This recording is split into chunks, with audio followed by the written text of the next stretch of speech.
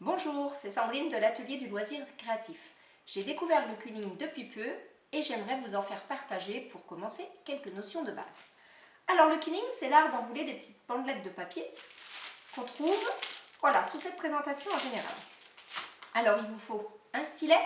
Le stylet a un embout avec une petite fente dans lequel on peut passer le papier. Donc on passe le papier et ensuite on enroule. Alors, deux doigts qui permettent d'enrouler le papier et les deux autres le maintiennent sans le serrer, surtout pour ne pas qu'il s'en aille du stylet. Voilà, on enroule, on enroule. Alors, plus notre papier sera long, là c'est du 53 cm, plus on pourra faire des motifs importants. Alors, quand on a terminé d'enrouler, soit on a une planche de travail spéciale quilling, mais si on n'est pas équipé, des bouchons de différentes tailles, l'eau, le lait, font l'affaire.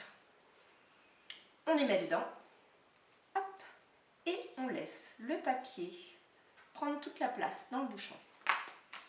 Ensuite, à l'aide d'une pince, on vient récupérer notre petite frivole, je l'appellerai comme ça, et avec de la colle scotch, on vient coller.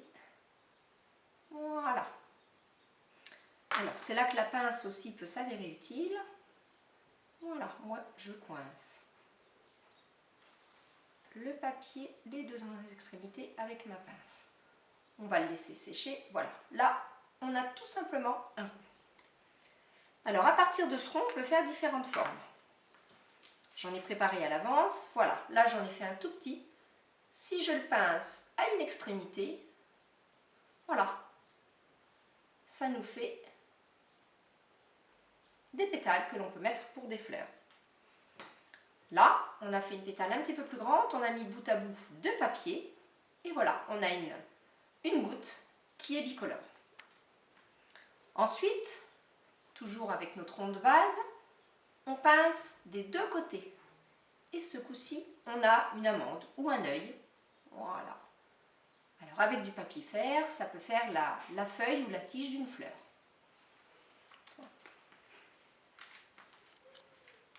Hop. Une autre petite frivole toute ronde à la base. Encore une fois, on la pince des deux côtés. Et puis là, un petit mouvement. Et là, ça nous fait un motif qui est un peu biscornu. Voilà. Alors, avec un motif tel que les amandes, voilà une réalisation. Avec deux couleurs de papier, le violet et le vert, et des amandes de différentes tailles. Et ça peut faire une décoration de Noël. Voilà les premières notions de quilling. À bientôt pour une prochaine leçon.